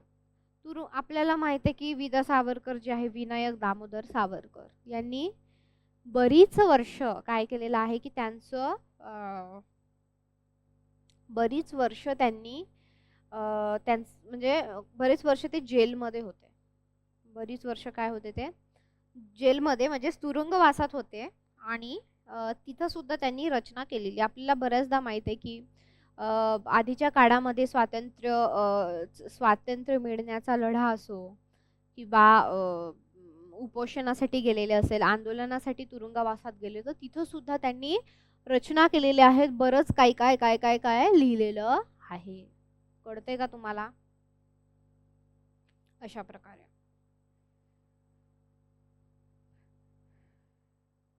आता त्यांच्यावर कवी मोरोपंत आपण सगळ्यात सुरुवातीला पाहिलं होतं आणि इंग्लंडमधले मिल्टन यांचे संस्कार झाले असल्याने ती केशवसुतांची परंपरा नव्हती. म्हणजे काय होतं की बऱ्याचदा लेखक असेल, साहित्यिक असेल तर यांच्यावर प्रभाव असतात वेगवेगळ्या यांचे. तर सावरकर जे होते तर सावरकरांवर केशवसुतांची परंपरा नव्हती लिखाणावर. तर कोणाची होती? मोरोपंत. त्यानंतर आता कोणतं नाव सांगितलं मी? इंग्लंडमधील मिल्टन. आता मिल्टन नाव सोपं ठेवा, लक्षात ठेवायला खूप सोपं आहे, कारण मिल्टन आपल्याकडे ब्रँड आहे आणि जनरली ज्या काही मेटल्सच्या बॉटला किंवा थर्मास, त्यातल्या त्यात थर्मास जे काही वापरलं जातं ते मोस्टली मिल्टनचंच आहे. त्याच्यामुळे हा शब्द लक्षात ठेवायला तुम्हाला सोपं आहे. बऱ्याचदा तुम्ही जेव्हा अभ्यास करता तर असेच टिप्स आणि ट्रिक्स लावून तुम्ही अभ्यास केला पाहिजे. कळतंय का तुम्हाला? कोण आहे? मिल्टन. यांचं काय होतं? परंपरा त्यांनी त्यांच्या परंपरेतून किंवा प्रभावातून. तर बरेच जणांना बघा कुसुमाग्रजांचा प्रभाव असतो किंवा कुठकुठल्या परंपरेचा प्रभाव असतो, त्याच्यापैकी यांच्यावर आहे. त्यांच्या महाकाव्याचं वगैरे तुम्हाला नाव सांगता येईल का? तर यांनी एक महाकाव्य लिहिलं, त्याचं नाव काय आहे? गोमतंक. हे काय लिहिलेलं आहे? महाकाव्य लिहिलेलं आहे. कोणतं महाकाव्य लिहिलेलं आहे? गोमतंक. कुठलं महाकाव्य लिहिलेलं आहे? गोमतंक. ठीक आहे. तर आता रम्यतेपेक्षा गौरवाचा भाग जो काही त्यांच्या कवितेत आपल्याला जास्त दिसून येतो, ओजचा प्रभाव असेल. आता माडखोलकर याच्यावर काय म्हणतात की त्यांच्या ठिकाणी काय होती? प्रतिभा. प्रतिभा म्हणजे काय? टॅलेंट, पांडित्य आणि पौरुषाच्या भाराखाली दडपली गेली, आणि दुसऱ्या दोन गुणांचे प्राबल्य जरी कमी असले तरी जे टॅलेंट आहे त्याचा विकास अधिक मोकळेपणाने झाला असता, असं त्यांचं म्हणणं आहे माडखोलकरांचं. ठीक आहे. आता सावरकरांच्या कवितेमध्ये आज ज्याला राष्ट्रीय कविता नाव मिळाली आहे ती रचना प्रामुख्याने आलेली आहे. म्हणजे काय की स्वातंत्र्यप्रीती आणि पारतंत्र्याबद्दलचं जे काही दुःख आहे, पूर्व इतिहासामागील घटना असतील आणि व्यक्ती याबद्दलचा जो काही अभिमान आहे आणि नवीन पराक्रमाला उत्तेजन आणि त्याबद्दलचा जो काही आशावाद आहे की बाबा स्वातंत्र्य मिळणार आहे आणि ह्या ज्या काही सगळ्या गोष्टी आहेत, तर हे एकंदरीत राष्ट्रप्रेम, राष्ट्रभक्ती ह्या ज्या काही सगळ्या गोष्टी आहेत तर आपल्याला त्याच्यामध्ये दिसून येतात. ठीक आहे. तर हे अत्यंत म्हणजे आपण पाहिलं, आज काही नोट्स लिहून गेलो, गोमतकांसारखं महाकाव्य वगैरे ह्या सगळ्या गोष्टी आपण इथे पाहिल्या आणि एकंदरीत प्रभाव आणि ह्या सगळ्या गोष्टी. तर एकंदरीत रवी किरण मंडळ त्यातले कोण महत्वाचे आपण लेखक वगैरे ह्या सगळ्या गोष्टी पाहतो. तर अशा प्रकारे दिलेल्या नोट्स आहे, त्याचा छान व्यवस्थित पद्धतीने अभ्यास करा. पेपर 1ला दुर्लक्ष अजिबात करू नका. मागच्या प्रश्नपत्रिकेला दुर्लक्ष अजिबात करू नका. खूपदा रिव्हिजन करा. कमीत कमी तुमचं पेपर येण्या अगोदर 3-4 वेळा रिव्हिजन झाली पाहिजे, तेव्हाच ती सरळ ठोकपणे आपल्याला आठवतं. नाही तर 1-2 वेळा वाचून काहीही होत नाही. सगळं असं वाटते काय होतं काय नाही, हे होतं का ते होतं, हे होतं का ते होतं, कुसुमाग्रज होते की मोरोपंत होते, मोरोपंत होते की कुसुमाग्रज होते, असं होतं. त्याच्यामुळे व्यवस्थित अभ्यास करा. काही डाऊट असेल तर मला विचारा. आता आपलं काव्याचा इतिहास चालू आहे, ते उद्या वगैरे संपून जाईल आपलं. आणि अजून काही तुम्हाला एखादा घटक समजला नसेल किंवा वाटत असेल तर मला सांगा. ठीक आहे. आपला ग्रुप तर आहेच, त्याच्यावरही तुम्ही हे करू शकता. आणि मी त्या दिवशी ते पाठवलेलं आहे की काय काय संधी आहे MA केल्यानंतर आणि बाकी